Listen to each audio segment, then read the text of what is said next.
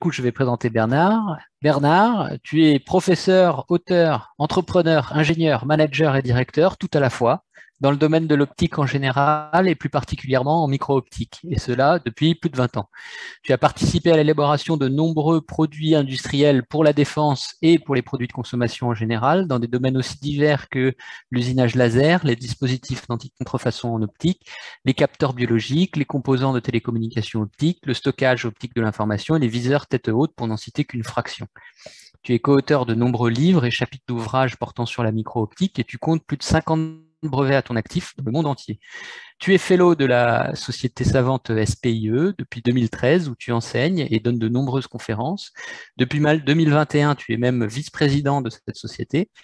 Ces 10 dernières années, tu as été le principal architecte du projet Google Glass et partenaire du projet HoloLens chez Microsoft. Et depuis 2021, tu es Director of Optical Engineering chez Google, où tu œuvres pour le hardware qui fera fonctionner la réalité augmentée de demain. Je te laisse la parole, Bernard, et nous sommes très honorés de Merci. t'accueillir aujourd'hui pour ce webinaire. Merci. Est-ce que vous pouvez m'entendre? Oui, très bien. Oui, très bien. Merci. Je vais essayer de faire cette présentation en français. Je ne l'ai jamais fait en français, donc je vais essayer. Sinon, je vais passer, à l'anglais ou à l'alsacien, hein. Je peux faire dans les deux aussi. Alors, je vais être beaucoup moins académique que mes illustres collègues euh, et je vais parler un peu plus des applications, applications industrielles et surtout des applications dans le domaine de la réalité virtuelle, de la réalité augmentée et des lunettes connectées. Je vais parler un peu des challenges optiques et aussi comment peut-être les métamatériaux et les métasurfaces pourraient être utiles.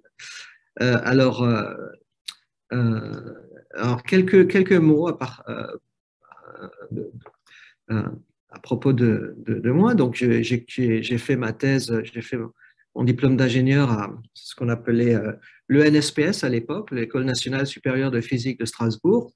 Et j'ai fait ma thèse à Strasbourg. D'ailleurs, Pierre faisait partie de mon jury de thèse. C'était en 1997.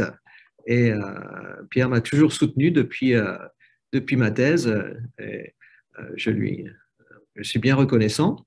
Après, donc cette université s'est appelée Université de Strasbourg. C'était l'université Louis Pasteur d'abord, puis l'université de Strasbourg. Et j'étais à terre, attaché temporaire d'éducation et de recherche au début. Et plus récemment, donc j'ai fait mon HDR, mon habilitation à diriger les recherches, à l'université de Haute-Alsace à Mulhouse. Alors, quelques mots aussi de ce que j'ai fait en dehors du cadre de l'université. Alors, j'ai commencé à travailler à Google en 2010.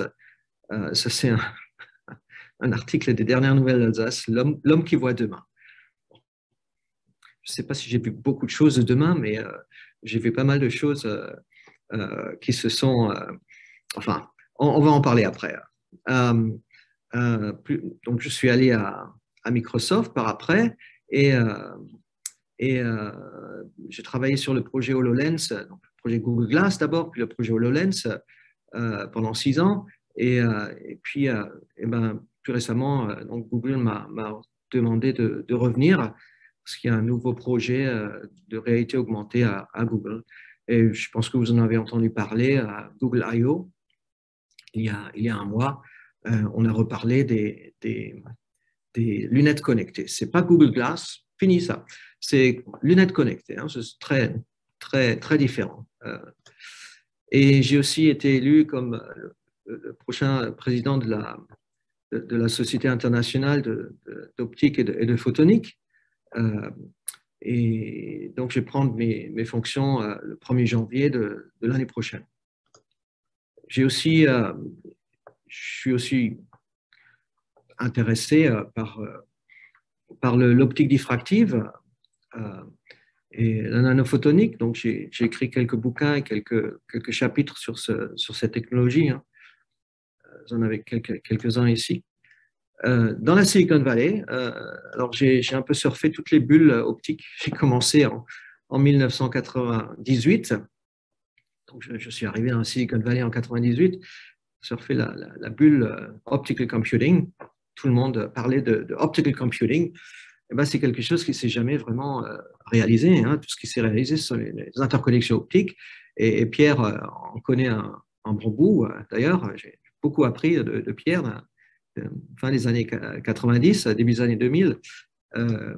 Après, j'ai travaillé, eh bien, comme tout le monde, hein, durant la bulle télécom optique avec des entreprises diverses et variées de la Silicon Valley, mais aussi françaises comme Highwave. Je ne sais pas si quelqu'un se rappelle encore de cette entreprise. Et puis bon, ben, bien sûr, tout s'est cassé hein, en 2001, après la bulle Internet. Après, j'ai travaillé sur le stockage optique, plusieurs petites bulles, CD, DVD, Blu-ray, holographic page data storage. Et puis bon, bien sûr, tout ça, c'est parti. Hein. C'est remplacé par les mémoires SD. Optical anti-counterfeiting, il y a une picobulle, picoprojecteur, c'était dans les années 2007, 2008. Tout le monde pensait que les scanners laser seraient intégrés dans tous les téléphones portables. Alors, j'en ai pas dans mon téléphone portable aujourd'hui, donc c'est pas vraiment fait, mais bon, on était assez excités à l'époque à développer quelques architectures de projecteurs très, très intéressantes. Encodeur optique, ça c'est quelque chose. Il n'y a pas de bulle. Hein. J'ai travaillé là-dessus avec Siemens et beaucoup d'autres entreprises sur des encodeurs diffractifs à haute résolution, des encodeurs absolus et relatifs. Et là, c'est vraiment les senseurs industriels de base. Le marché aujourd'hui est de 5 milliards à peu près et c'est très, très stable. Ce qui n'est pas stable, c'est vraiment les bulles AR, VR et MR. Hein. Vous voyez, là, ça a commencé dans les années 2000 avec Google Glass, et puis le rachat d'Oculus par Facebook, et puis HoloLens, et puis ensuite, ben, bien sûr, tout le monde parle du métaverse. Tout est méta aujourd'hui. Hein. Métamatériaux, métasurface, métaverse. Alors, bon, bien sûr, c'est une bulle. Hein, elle va éclater aussi. Hein. Tout ce qui monte, descend. C'est aussi une loi universelle de la physique que vous pouvez appliquer à l'économie. Donc, la réalité mixte, eh bien, c'est la troisième vague d'informatique après les ordinateurs personnels, les smartphones. Voilà, la réalité mixte. Et la réalité mixte, aujourd'hui, eh bien, aide beaucoup l'entreprise. Alors, ça, c'est donc mes 6 années à HoloLens. Donc, on a développé HoloLens 1, HoloLens 2, qui était basé sur des combineurs holographiques. J'en parlais un peu après. Donc, là, vous voyez quelques applications. Et en 2030, eh bien, le potentiel de la réalité mixte est énorme, hein, 1,5 trilliard de dollars pour l'économie globale, surtout en services, en produits et services, mais aussi en healthcare, développement et training, etc. Alors, parlons un peu, donc on a parlé de l'industrie, parlons un peu du consumer. Et qu'est-ce qui s'est passé au début avec des expériences comme Google Glass? Ça n'a pas vraiment marché. C'était dans les années 2011, 2012, 2013. Et est-ce qu'on est aujourd'hui en 2021, 2022? Est-ce qu'on est aujourd'hui dans une position un peu plus favorable pour que le public puisse accepter des lunettes connectées? Est-ce que c'est relié aux technologies optiques, métamatériaux et autres, métasurface et autres? Eh bien, on va voir ça. Alors, tout d'abord, Meta. Voilà. Donc, Google Trends. Tout le monde parle du metaverse depuis 2021. J'aurais dû mettre aussi métamatériaux. Ça a commencé dans les années 2012, comme ça. Avant, ça s'appelait différemment. Ça s'appelait Effective Medium Theory, Subwavelength Gratings, etc. Mais un jour, quelqu'un est venu avec métamatériaux. Mais je pense que Pierre, Philippe et d'autres ont travaillé là-dessus depuis bien plus longtemps. Alors, Gartner Hype Cycle, c'est là où se trouvent toutes les technologies disruptive technologies. Alors, le métavers, c'est bien sûr tout en haut. Et ça ne veut rien dire. Il faut, il faut qu'il fasse tout son petit chemin vers le slope of enlightenment et le plateau de productivité. Alors, je ne sais pas si un jour on va trouver le metaverse là-bas, mais bon, il y a des entreprises comme Meta, d'ailleurs un autre Meta, qui pensent que ça va se passer. D'autres entreprises comme Adobe, Nike, Gemini, Unity, même Disney pensent que le metaverse va venir même à Davos, ils en ont parlé, hein. Surtout tous les crimes qui se passent en ce moment dans le metaverse. C'est très sérieux. Même les législateurs en parlent, essayent de trouver d'essayer de proposer des lois pour que en fait, notre vie va se passer, si on en croit Meta, va se passer en partie dans le metaverse. Et donc, il faut bien avoir des lois qui s'appliquent au metaverse aussi, hein, parce que ça va être, ça c'est mars 2022, ça va être en fait un marché de 13, pas milliards, hein, ça c'est des trilliards. Donc, c'est beaucoup, hein. Donc, si ça va se passer, ben, on y sera tous, hein, il n'y a pas de problème. Et bien sûr, l'optique a une énorme responsabilité à donc, produire ces interfaces entre le metaverse et l'humain. Ça peut être des smart glass, ça peut être des head-mounted displays, ça peut être aussi autre chose. On va en parler aussi. Alors, bien sûr, des entreprises comme Apple, Google, Microsoft, ils travaillent beaucoup, mais ça ne veut pas dire que tout le monde va faire de l'argent.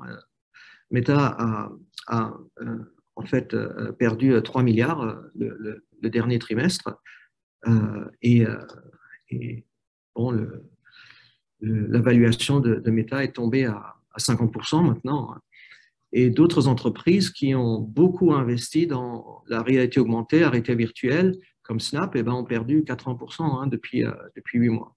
Donc, tout n'est pas rose. Néanmoins, il y a beaucoup d'intérêt pour l'optique et surtout pour des optiques beaucoup plus fines, beaucoup plus petites et qui puissent intégrer des fonctionnalités que les optiques traditionnelles, réflectives ne peuvent pas intégrer. Ça, c'est un magazine Optics Photonics. Et des entreprises comme une entreprise française, hein, Lynx, essaye de réduire la taille du casque VR en utilisant des optiques très, très complexes que vous voyez ici. Ce sont des optiques freeform, multipath. D'ailleurs, ils ont levé 4 millions de dollars, je crois, le mois dernier à Paris. Et je suis très content que des jeunes comme ça, de 25 ans, ouvrent leur boîte et puis arrivent à avoir 20 employés à Paris et travailler sur des casques qui peuvent être aussi bons, même meilleurs que ceux de Facebook. D'autres, Huawei, Panasonic, travaillent sur des lentilles différentes, mais aussi pour réduire la taille du casque VR. Ce sont des lentilles compound lenses, ça s'appelle un pancake lens, ce sont des lentilles à filtre polarisant. Je ne vais pas rentrer dans les détails, mais vous pouvez trouver ça dans la littérature. 3M aussi travaille sur ces lentilles polarisantes. D'autres travaux sont faits pour réduire justement la distance entre le display et la lentille pour avoir des casques de réalité virtuelle beaucoup plus petits en utilisant des micro-lentilles, par exemple, comme ici avec Byung-Hyun Lee, ou alors une version holographique avec un matériau photopolymère de Covestro ici. Ça, c'est Facebook Reality Labs. C'est en fait la même lentille que celle que Huawei a utilisée. C'est une lentille pancake, mais holographique. Donc, pour que tout soit plan. Alors, bien sûr, personne parle de remplacer des optiques diffractives et des optiques holographiques par des méta-surfaces. Alors, quelle est quelle est vraiment la limite, la frontière entre les éléments diffractifs et les éléments, les métasurfaces. Moi, je pense que il n'y a pas vraiment de limite. Hein. L'un peut se transformer graduellement en l'autre. On parle aussi de métaformes. Jean aime bien, ça c'est Jannik Rowland. J'aime bien trouver de nouveaux mots. Hein. Alors, si c'est un nouveau mot, ça ne veut pas dire que c'est une nouvelle technologie. Hein. Mais les journaux aiment bien ça. Il faut bien vendre les magazines. Hein. Voilà, donc quelques exemples. Hein, on va en parler plus tard. Ces métasurfaces peuvent aussi être dynamiques, hein, comme l'Umotive à Bellevue ici, hein, dans l'État de Washington, ou d'autres. Alors, beaucoup de gens parlent des guides d'onde. Alors, premièrement, ce guide d'onde sont les combineurs optiques que vous avez devant les yeux. Alors, la plupart des smart glass, des lunettes connectées, des casques de réalité virtuelle, utilisent ces guides d'onde. Tout d'abord, ce n'est pas un guide d'onde, c'est un light guide. Je ne sais pas comment on appelle ça en français. Mais ce n'est pas un guide d'onde. Mais bon, tout le monde appelle ça un guide d'onde. Pardon? Guide de lumière. Guide de lumière, oui. Ouais. Donc, il y a beaucoup d'abus de langage hein, dans la réalité augmentée, la réalité virtuelle. Guide d'onde et aussi light field, on va en parler après. Hein. Alors, ça génère beaucoup d'excitement. Les venture capitalistes, bon, l'argent était pas cher hein, dans les dernières années. L'argent devient un peu plus cher maintenant. Hein, donc, il y a deux ans, l'année dernière, hein, Snap a acheté un designer d'optique diffractive. Hein, c'est quelqu'un qui design des optiques diffractives, des gratings en fait. Je les connais très bien, hein, j'étais plusieurs fois chez eux. Wave Optic, pas 500 000, mais 500 millions, un demi-milliard. Bon. Dispelix en Finlande aussi levé beaucoup. Meta a acheté Imagine Optics, pas l'Imagine Optics français, mais l'Imagine Optics américain. Ce sont des lentilles holographiques, on va en parler un peu après.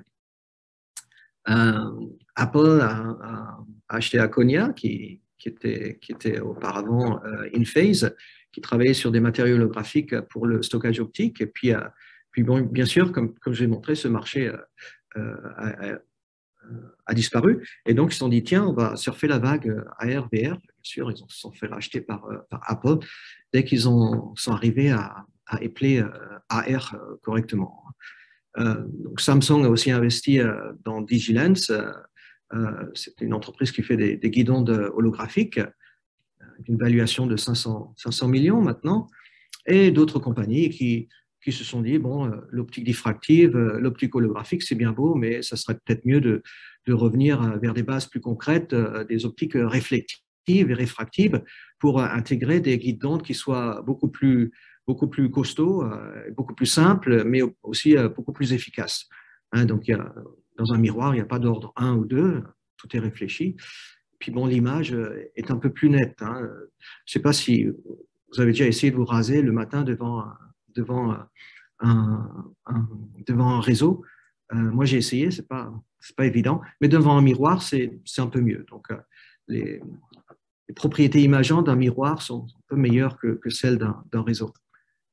Mais bon, les réseaux sont là et on les utilise. Ça, c'est une technologie que j'ai contribué à développer. C'est les réseaux qui sont intégrés dans le casque de réalité virtuelle de l'armée américaine. Donc, c'est ce qu'on a fait à Microsoft.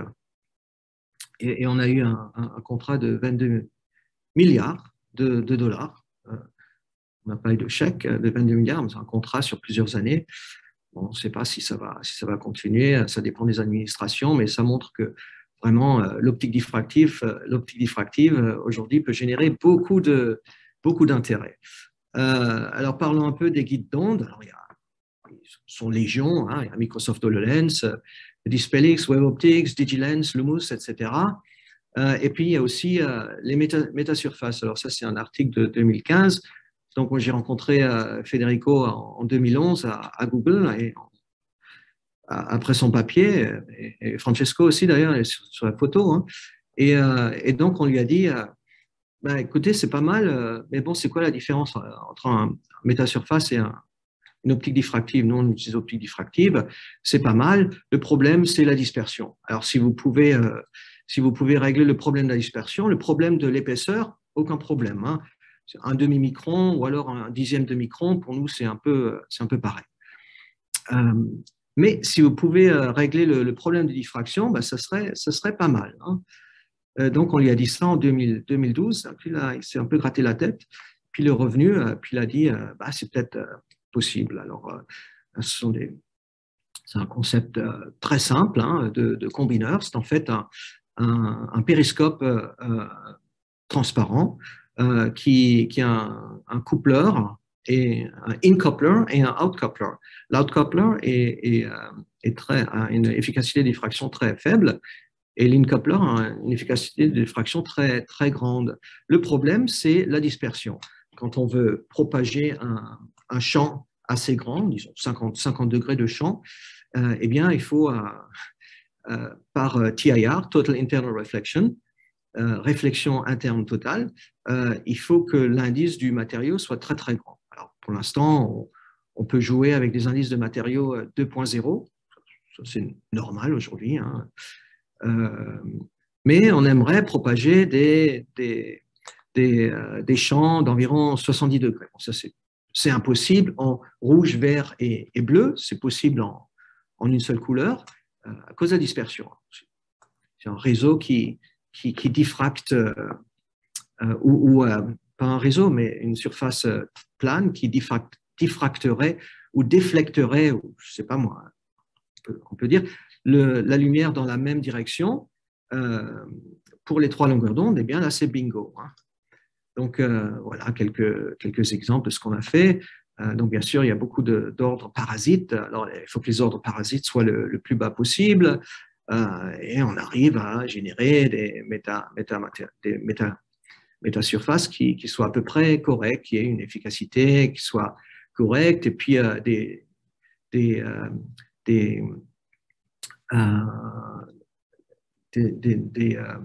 ordres diffractés parasites très petits et des overlaps très petits aussi.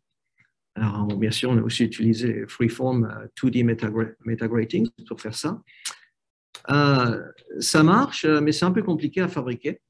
Et puis, bon, ça ne marche pas aussi bien que les optiques diffractives classiques pour l'instant. Donc, c'est bien pour prendre des brevets, hein, pour les papiers, mais je n'ai jamais eu ça dans un produit. Bon, bien sûr, les lentilles, c'est différent, c'est une autre histoire. Les lentilles, c'est ce que fait MetaLens avec Applied Materials, et ça marche très bien. Voilà. Donc, qu'est-ce qui se passe dans le registre des guides d'onde pour lunettes connectées? Eh bien, aujourd'hui, on ne fait pas grand-chose. Hein. On combine le champ, le see-through, le champ naturel, avec le champ digital. Demain, eh bien, on va essayer d'intégrer d'autres fonctionnalités, par exemple, eh bien, correction, prescription lens correction. Et après-demain, on va essayer d'intégrer beaucoup plus de fonctionnalités dans cette plateforme qui est le guide d'onde plan. Par exemple, ici, un exemple de Tools, qui est une spin-off de Zeiss, un guide d'onde pas plan, mais courbe, sur lequel il colle une lentille de prescription avec il y a bien sûr une interface pour le TIR, mais c'est une colle d'indice environ 1,3, 1,35. Beaucoup d'autres entreprises qui utilisent aussi le même concept. Par exemple, ici, Letineyar en Corée, ou Lumos avec du verre en Israël. D'autres entreprises comme LuxExcel ont développé des technologies d'impression optique pour imprimer directement ces optiques de part et d'autre du waveguide, en intégrant aussi des des capacités d'alignement du projecteur et alignement des gratings du waveguide. D'autres entreprises comme Moro, qui est une spin-off de IMEC, intègrent des fonctionnalités dynamiques comme eh bien ici, correction presbyope sur je crois qu'ils sont à 2 dioptres maintenant. Ce sont des cristaux liquides. D'autres intégrations, c'est avec Essilor et une entreprise en Israël qui s'appelle Deep Optic, qui forme ces switchable liquid crystal lenses en combinant 2 lentilles cylindriques l'une sur l'autre. Donc, ils peuvent non seulement moduler le dioptre, mais aussi moduler la position de l'axe optique. D'autres choses qu'on peut faire sur ces waveguides, eh bien, intégrer d'autres fonctionnalités. Ici, ce sont des fonctionnalités optiques holographiques, et là, ce sont en l'occurrence des photopolymères d'Aconia. On peut intégrer d'autres éléments dans ces lentilles, des électroniques, des hologrammes, des filtres polarisants, même des caméras dans le plastique. Le plastique qui est pas moulé, mais qui est casté. Comment on dit ça en français? Caste. Donc, ouais. Serti, imprégné. Ce n'est pas terrible. D'autres entreprises ici, comme Digilens, d'ailleurs, j'ai ouvert cette entreprise avec quelques amis en 1999, et donc elle existe toujours.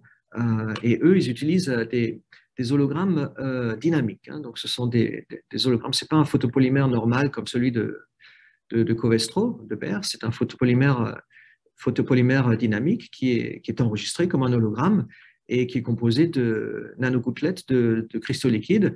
Et là, on peut switcher ces hologrammes on et off. Hein. Donc là, on a intégré une fonctionnalité de wobulation. Wobulation, qu'est-ce que c'est? Eh bien, c'est étendre en fait la résolution du display dans le champ angulaire en utilisant un display avec une résolution moins élevée. Donc, on augmente la résolution dans le champ angulaire dans le temps d'intégration de l'œil. Alors, aujourd'hui, on est très intéressé par cette plateforme. On peut intégrer pas mal de choses. Bon, bien sûr, des gratings, diffractive optical elements, computer-generated holograms, metasurfaces, mais beaucoup d'autres choses sur cette plateforme qui est unique, hein, qui est donc le guide d'onde transparent. On peut intégrer beaucoup de fonctionnalités et c'est ce qu'on va voir dans les prochaines années, je pense. Et avant de conclure, il faut aussi parler un peu de la qualité du rendu 3D. Alors pour l'instant, tout ce qu'on essaye de faire, c'est de réduire la taille, réduire le poids et réduire les coûts de ces optiques. Bien sûr, on parle de métasurface aussi, mais il faut aussi augmenter la qualité du rendu 3D. Alors pour l'instant, toutes les technologies qui sont utilisées sont basées sur le stéréoscope. Hein. Je crois que c'est 1840 et rien n'a vraiment changé depuis, même à coût de milliards de dollars. Eh bien, on a vraiment du mal à trouver autre chose. Il y a quelques années, il y a quelques dizaines d'années, eh bien, même à Paris, on a trouvé autre chose. Hein. Les gens, le Stéréo Club de France, dans les années 50, je crois qu'il y avait centaines de milliers d'adhérents. Aujourd'hui, il n'y en a plus que 1000, je pense, ou 2000. Hein. Donc, le Light Field Display, ça c'est une barrière de parallaxe, hein. Light Field Display était très à la mode à l'époque, dans les années 50, et ça va revenir à la mode aussi, puisqu'il y a pas mal de problèmes aujourd'hui dans les casques de réalité augmentée. C'est ce qu'on appelle le Vergence Accommodation Conflict. C'est le conflit entre la focale et la vergence de l'œil. C'est mesuré en dioptres. Et donc, si vous avez une focale fixe à 2 mètres, comme dans HoloLens ou Oculus, et vous essayez de produire une image par disparité stéréoscopique plus proche que 2 mètres, eh bien, vous avez un conflit. un conflit entre la focale et la vergence de votre œil. Donc, quelques gens pensent que eh bien, un demi-dioptre est OK, mais si on utilise un conflit un peu plus grand qu'un demi-dioptre, eh bien, on commence à avoir mal à la tête. Et alors, qu'est-ce qu'on fait? Eh bien, on utilise des lentilles tunable lenses, des lentilles, des lentilles mécaniques, comme on a vu ça ici avec Facebook, ou 3M. Donc, ça, c'est pas une lentille qui change sa position en fonction du display, mais ça, c'est une lentille pancake lens, une lentille qui bouge devant l'autre, ou alors utiliser des lentilles dynamiques. Alors, ça, c'est des lentilles dynamiques stackées, hein, qui sont en fait des lentilles holographiques qui ont été développées par Meta, par Imagine Optics, qui a d'ailleurs été racheté par Meta pour faire ces systèmes varifocales dans les casques de réalité virtuelle. D'autres gens comme Magic Leap ont commencé à parler de light field. Alors tout le monde s'excite. Hein. Donc ils ont eu 3 milliards de dollars. Ils n'ont pas réussi à vraiment faire ça. Ils sont revenus vers le bon vieux concept des années 1840, stéréo à focale unique. Hein. Donc c'est pas terrible, c'est pas un light field, mais ça marche. Ils ont essayé avec 3 milliards de dollars, ça n'a pas marché. D'autres entreprises comme Avegant, ici dans la vallée, ont essayé de faire un light field dynamique où ils produisent en fait très rapidement 4 images dans 4 plans différents et dans le temps d'intégration de l'œil, eh bien, on a l'impression d'avoir un light field. Nous, à Microsoft, on a essayé de faire ça avec un LCOS de phase dans lequel ce petit dragon-là a été calculé, non, pas de façon itérative, mais de façon directe, en superposant des fronts sphériques. Et bien, ce display a une focale différente pour chaque pixel. Donc, per pixel depth. Donc, chaque pixel a une focale, a une position bien différente dans le plan. Ça marche, mais bon, c'est pas évident à intégrer. Et ça, c'est un petit résumé de toutes ces technologies qui essayent de corriger en fait ce conflit de Vergence Accommodation Conflict. Voilà. Donc, on en arrive à la conclusion. Eh bien, quel est le futur des wearable displays? On a beaucoup parlé d'optique et comment les différentes technologies optiques diffractives, holographiques, métasurface, mais aussi réflectives, très bonnes optiques réflectives, réfractives, qui ont vraiment un beau futur, peuvent aider. Eh bien, c'est être de plus en plus intime. Alors, on commence par eh bien, les casques de réalité augmentée et réalité virtuelle que vous connaissez, que vous pouvez acheter chez Darty aujourd'hui. Hein. Smart Glasses que vous pourrez acheter chez Darty dans l'année prochaine, si tout va bien. Et là, vous aurez le choix entre Facebook, Google et Apple, et peut-être même Microsoft, Samsung et Amazon. Et ensuite, Smart Contact Lens, il y a beaucoup de gens qui travaillent là-dessus. On peut citer, par exemple, Mojo ou d'autres entreprises. Smart Intraocular Lens, il y en a qui bossent là-dessus. Smart Retinal Implant, donc beaucoup plus intime. Et ça ne va pas vous plaire, je pense. Mais Visual Cortex Implant, donc on oublie carrément le photon, hein, et puis on essaye de créer l'impression d'une image en stimulant par intelligence artificielle eh bien, le cortex visuel. Et ça marche. Bon, ça ne marchait pas avant l'IA, ça marche très bien d'ailleurs. Et ouais, ce qu'on voit, en fait, c'est pas vraiment ce. Si vous regardez ce que vous avez sur la rétine et ce que vous avez l'impression de voir, c'est totalement différent. Hein, c'est le cerveau qui voit. Et donc, pourquoi s'acharner à eh bien, utiliser des photons alors qu'on peut très bien aller directement travailler sur le cortex visuel. Voilà, this is the way to go. Merci.